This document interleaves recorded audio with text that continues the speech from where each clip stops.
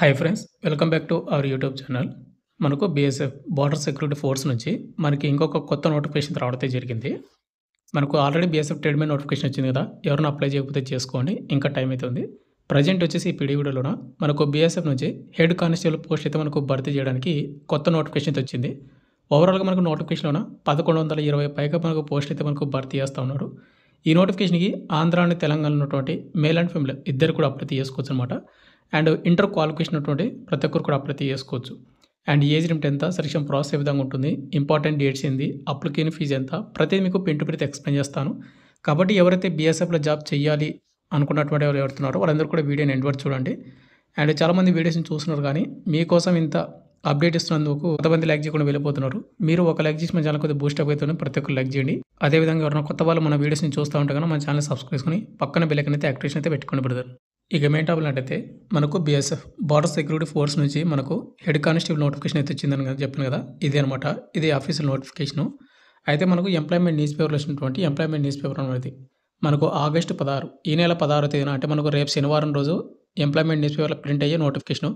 మళ్ళీ కొంతమంది మహానుభావులు కింద కామెంట్ చేస్తారు ఫేక్ నోటిఫికేషన్ అని. అటువంటి వాళ్ళు ఎవరైతే ఉన్నారో ఈ నెల 16వ తేదీ వరకు వెయిట్ చేయండి. ఆఫీషియల్ వెబ్సైట్లో మీకు నోటిఫికేషన్ వస్తుంది, అప్పుడు కింద కామెంట్ చేయండి ఇది ఫేక్ రియల్ అనేది. అదేవిధంగా ఈ నెల 16వ తేదీన ఎంప్లాయ్మెంట్ న్యూస్ పేపర్ కూడా వస్తుంది అనమాట. అప్పుడు కూడా చూసుకోండి. ఏది కూడా తెలియకుండా హాఫ్ నాలెడ్జ్ లెక్క కింద కామెంట్ అయితే చేద్దండి. ఇది ఒకటి వచ్చి గుర్తుపెట్టుకోండి. ఇక నెక్స్ట్ నోటిఫికేషన్ డీటెయిల్స్ వెళ్ళిపోయినట్టే ఇక్కడ detail advertisement for direct and departmental recruitment for the post of head constable. మనకు radio operator, radio mechanic, BSF communication setups కింద మనకు 2025 నోటిఫికేషన్ అయితే రిలీజ్ కావడం అయితే జరిగింది. ఈ నోటిఫికేషన్ మనకు ఓవరాల్గా మనకు 1120 పైగా పోస్ట్ అయితే భర్తీ చేస్తుందని చెప్పాను కదా. ఇది official notification, employment news paper. మీకు కావాలంటే టెలిగ్రామ్ గ్రూప్లో పోస్ట్ చేసి అక్కడ పిన్ చేసి పెడతాను, మీరు అక్కడ నుంచి డౌన్లోడ్ చేసుకోండి. అయితే బ్రదర్, ముందుగా వచ్చేసి ఇంపార్టెంట్ డేట్స్ అనమాట. ఇక మీరు ఈ నోటిఫికేషన్కి అప్లై చేసుకోవాలంటే కేవలం ఆన్లైన్ ద్వారా మాత్రమే అప్లై చేసుకోవాల్సి ఉంటుంది. ఈ నోటిఫికేషన్కి మేల్ అండ్ ఫీమేల్ ఇద్దరు కూడా అప్లై చేసుకోవచ్చు. ఇక్కడ ముందుగా ఇంపార్టెంట్ డేట్స్ చూసుకుంటే ఆన్లైన్ అప్లికేషన్ మనకు will be open from August 24, 2025. ఈ నెల 24వ తేదీన అఫీషియల్ వెబ్సైట్ ఏదైతే ఉందో బీఎస్ఎఫ్ వాళ్ళది, ఆ వెబ్సైట్లో ఓపెన్ అవుతుంది. ఆ డేట్ నుంచి అప్లై చేసుకోవచ్చు. And apply last date September 23, next month 23 వరకు అప్లై చేసుకోవచ్చు అనమాట. కాబట్టి ఈ నెల 24వ తేదీ వరకు వెయిట్ చేసి మీరు అప్లై చేసుకోండి. అండ్ లింక్ యాక్టివ్ అయిన తర్వాత మన టెలిగ్రామ్ గ్రూప్లో కూడా పోస్ట్ చేస్తాను. ఇక నెక్స్ట్ మనకు శాలరీ చూసుకుంటే ఇక్కడ మనకు లెవెల్ 4 కింద మనకు శాలరీ అయితే వస్తుందన్నమాట. 25,500 నుండి 81,100 శాలరీ వస్తుంది. అన్ని అలవెన్స్ కలుపుకుంటే ఓవరాల్ మీకు 45,000 అబోవ్ మీకు ఎక్కువనే వస్తుంది అనమాట. ఎందుకంటే మనకు ఇవన్నీ కూడా హెడ్ కానిస్టేబుల్ పోస్టులు. ఇక్కడ మీకు చూసుకున్నట్లయితే head constable, radio operator and radio mechanic post అయితే మనకు భర్తీ చేస్తూ ఉన్నారు. ఇక శాలరీలో మీకు ఇంకా dearness allowance, ration money allowance, dress allowance, ఇంకా చాలా రకాలైనటువంటి అలవెన్స్లు అయితే మనకు వాళ్ళు మెన్షన్ చేశారన్నమాట.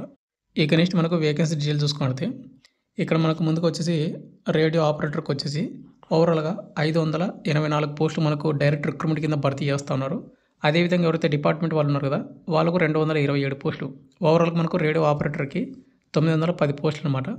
ఇక్కడ క్యాస్ట్ వైజ్గా చూసుకున్నట్లయితే ఇక్కడ డైరెక్ట్ ఎంట్రీ కింద మనం చూసుకున్నట్లయితే యువర్ క్యాండిడేట్ వాళ్ళకు 177, ఈడబ్ల్యూఎస్లకు 38, ఓబీసీలకు 225, ఎస్సీ వాళ్ళకు 81, ఎస్టీ వాళ్ళకు 63, టోటల్గా మనకు 584 పోస్టులు అనమాట. ఇక నెక్స్ట్ అదేవిధంగా రేడియో మెకానిక్ ఏవైతే ఉన్నాయో హెడ్ కానిస్టేబుల్, దీనికి వచ్చేసి ఓవరాల్గా 134 పోస్టులు మనకు డైరెక్ట్ ఎంట్రీ కింద మనకు భర్తీ చేస్తున్నారు. అదేవిధంగా డిపార్ట్మెంట్ వాళ్ళకు వచ్చేసి 53 పోస్టులు. ఓవరాల్గా మనకు 211 పోస్టులు అనమాట ఇవి. అంటే ఇక్కడ మనకు యువర్ వాళ్ళకు 41, ఈడబ్ల్యూఎస్లకు 10, ఓబీసీలకు 52, ఎస్సీ వాళ్ళకు 18, ఎస్టీ వాళ్ళకు 13. ఇవే రేడియో మెకానిక్ సంబంధించినటువంటి పోస్టులు అనమాట మీకు అందుకు.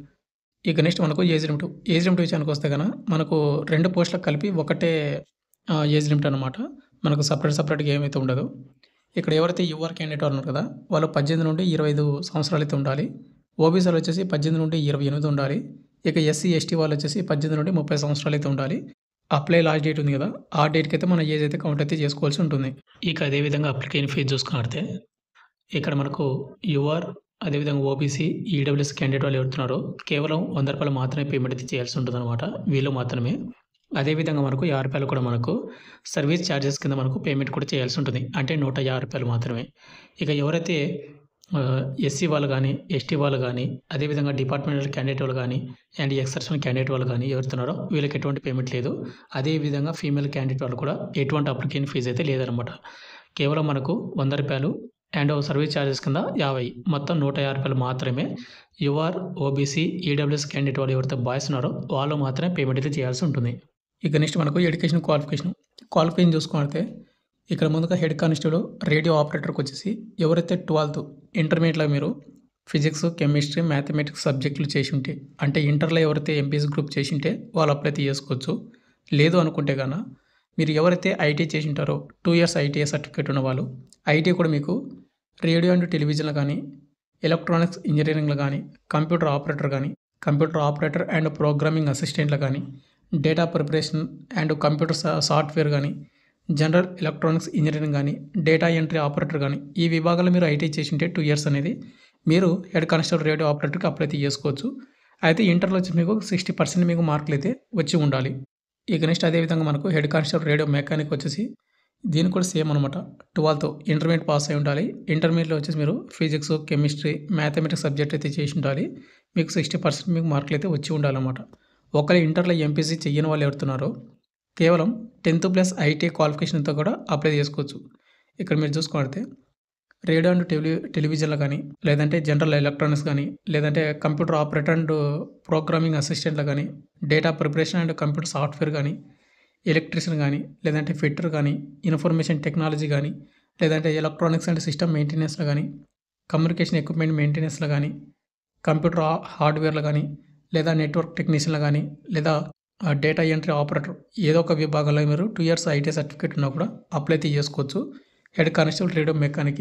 ఇక నెక్స్ట్ మనకు సెలక్షన్ ప్రాసెస్ చూసుకుంటే బ్రదర్, మనకి ముందుగా వచ్చేసి పిఎస్టీ, పీఈటీ అయితే కండక్ట్ చేస్తారు. అయితే రన్నింగ్ వచ్చేసి మనకు RFID అయితే చిప్ పెట్టి మనకు కండక్ట్ అయితే చేస్తామని చెప్తున్నారు అనమాట. మనకి ముందుకు వచ్చేసి హైట్ విషయానికి వస్తే కన్నా నార్మల్ పీపుల్ వచ్చేసి మేల్ వాళ్ళు 168 సెంటీమీటర్లు అయితే ఉండాలి. అదేవిధంగా ఫీమేల్ వాళ్ళు వచ్చేసి 157 సెంటీమీటర్లు అయితే ఉండాలి. ఇది ఓన్లీ నార్మల్ పీపుల్ మాత్రమే, అంటే జనరల్ ఓబీసీ వాళ్ళు. ఇక ఎవరైతే ఎస్టీ క్యాండిడేట్ వాళ్ళు ఉన్నారు కదా వాళ్ళు 162.5 సెంటీమీటర్స్ మేల్ వాళ్ళు ఉండాలి. ఇక ఫీమేల్ వాళ్ళు 155 సెంటీమీటర్లు అయితే కంపల్సరీ ఫీమేల్ వాళ్ళు అయితే ఉండాలి అనమాట. ఇక నెక్స్ట్ మనకు చెస్ట్ విషయానికి వస్తే ఇది ఓన్లీ మేల్ వాళ్ళకి మాత్రమే. నార్మల్ ఉన్నప్పుడు 80 సెంటీమీటర్లు, బ్రీతింగ్ తీసుకుంటే 85 రావాలి. ఇక గర్ల్స్కి వచ్చేసి నాట్ అప్లికేబుల్ అనమాట ఇది వచ్చేసి. ఇక్కడ సెలక్షన్ ప్రాసెస్లోన ఎవరైతే హైటు, చెస్ట్, వెయిట్ ఇవి ఎవరైతే సెలెక్ట్ అవుతారో వాళ్ళకు మాత్రమే రన్నింగ్ అయితే కండక్ట్ అయితే చేస్తారు. ఇక రన్నింగ్ చూసుకుంటే ముందుగా మేల్ వాళ్ళకు 1.6 కిలోమీటర్స్ రన్నింగ్ని 6 నిమిషాలు 30 సెకండ్స్లో కంప్లీట్ చేయాలి. తర్వాత 11 feet లాంగ్ జంప్ అయితే ఉంటుంది, 3 ఛాన్స్లు అయితే ఇస్తారు. తర్వాత 3.5 feet మనకు హై జంప్ అయితే ఉంటుంది, దీనికి కూడా మనకు 3 ఛాన్స్లు అయితే ఇవ్వడం అయితే జరుగుతుంది. ఇది మేల్ వాళ్ళకు. ఇక నెక్స్ట్ మనకు ఫీమేల్ వాళ్ళకి చూసుకుంటే రన్నింగ్ అనేది 800 మీటర్స్ రన్నింగ్ని 4 నిమిషాలు కంప్లీట్ చేయాలి. తర్వాత 9 feet లాంగ్ జంప్ని 3 ఛాన్స్లో కంప్లీట్ చేయాలి. తర్వాత 3 feet హై జంప్ని 3 ఛాన్స్లో కంప్లీట్ అయితే చేయాల్సి ఉంటుంది. ఇది ఫీమేల్ వాళ్ళకు. ఇక నెక్స్ట్ ఎవరైతే రన్నింగ్ క్వాలిఫై అవుతారో వాళ్ళకి నెక్స్ట్ వచ్చి మనకు ఎగ్జామ్ అయితే కండక్ట్ చేస్తారు. సెకండ్ ఫేజ్ అనేది ఇది వచ్చేసి మనకు CPT, కంప్యూటర్ బేస్డ్ టెస్ట్ అనమాట. ఆన్లైన్ ద్వారా అయితే ఎగ్జామ్ కండక్ట్ చేస్తారు. ఇంగ్లీష్ కానీ హిందీ లాంగ్వేజ్లో మాత్రం ఎగ్జామ్ రాయాల్సి ఉంటుంది. ఇక్కడ మీరు చూసుకుంటే ఓవరాల్గా 2 hours అయితే మనకు టైం అయితే ఉంటుంది. ఓవరాల్గా మనకు 100 మల్టిపుల్ చాయిస్ క్వశ్చన్లు అయితే రావడం అయితే జరుగుతుందన్నమాట. 200 మార్క్స్కి 200 క్వశ్చన్స్, అంటే 100 క్వశ్చన్లు వస్తాయి 200 మార్క్స్కి. ప్రతి కరెక్ట్ ఆన్సర్కి 2 మార్క్స్ అయితే ఇవ్వడం అయితే జరుగుతుంది. ఇక్కడ ఎగ్జామ్ సిలబస్ చూసుకుంటే మనకు ఫిజిక్స్ నుంచి 40 క్వశ్చన్లు వస్తాయి 80 మార్కులకు, మ్యాథమెటిక్స్ నుంచి 20 క్వశ్చన్లు వస్తాయి 40 మార్కులకు, కెమిస్ట్రీ నుంచి 20 క్వశ్చన్లు వస్తాయి 40 మార్కులకు, ఇంగ్లీష్ అండ్ జీకే నుంచి 20 క్వశ్చన్లు వస్తాయి 40 మార్కులకు. ఓవరాల్గా 100 క్వశ్చన్ వస్తే 200 మార్కులు క్వశ్చన్ పేపర్ అయితే ఉంటుంది. ఇక్కడ వచ్చేసి ఏంటంటే జీకే అండ్ ఇంగ్లీష్ వచ్చేసి current affairs, history, Geography, general science నుంచి క్వశ్చన్ వస్తాయి. ఇక ఫిజిక్స్, మ్యాథమెటిక్స్, కెమిస్ట్రీ వచ్చేసి 10+2 ఇంటర్ అయితే స్టాండర్డ్ ఉందో దాని నుంచి క్వశ్చన్ అయితే రావడం జరుగుతుంది. ఇక నెగిటివ్ మార్కింగ్ ఉందంటే కంపల్సరీ నెగిటివ్ మార్కింగ్ అవుతుంది. ప్రతి కరెక్ట్ ఆన్సర్కి 2 మార్క్స్ ఇచ్చినట్టే మనకు 0.25 అనేది నెగిటివ్ మార్కింగ్ అవుతుంది. ప్రతి రాంగ్ ఆన్సర్కి 4 తప్పులకు 1 మార్క్ అయితే కట్ అవుతుంది అనమాట. అయితే ఎగ్జామ్ క్వాలిఫై నేచర్ చూసుకున్నట్టు ఇక్కడ మనకు ఎవరైతే general, OBC and EWS candidate వాళ్ళకు 38% అయితే వచ్చి ఉండాలి. ఇక SC, ST వాళ్ళకు వచ్చేసి 33% రావాలి. ఇక ఎవరైతే CA వాళ్ళకు 20% మీకు మార్కులు వస్తే మీరు ఎగ్జామ్ క్వాలిఫై అయినట్టు. అయితే బ్రదర్ మీకు ఎగ్జామ్ క్వాలిఫై అవ్వడం ఇంపార్టెంట్ కాదు, మీకు జాబ్ రావడం ఇంపార్టెంట్. జాబ్ రావాలంటే మీరు ఎగ్జామ్లో హై స్కోర్ చేస్తేనే జాబ్ కొట్టే అవకాశం అయితే ఉంటుంది. కాబట్టి మీరు క్వాలిఫై నేచర్కి అయితే మీరు అయితే చూడొద్దండి. ఇక ఎగ్జామ్ అయిపోయిన తర్వాత మనకు థర్డ్ ఫేజ్ మనకు document verification and medical test అయితే కండక్ట్ చేస్తారు. ఇక డాక్యుమెంట్ వెరిఫికేషన్ చూసుకోవాలి. ఇక్కడ మీకు ఏమేమి క్వశ్చన్స్ అడిగాడు మొత్తం కూడా చూసుకోండి.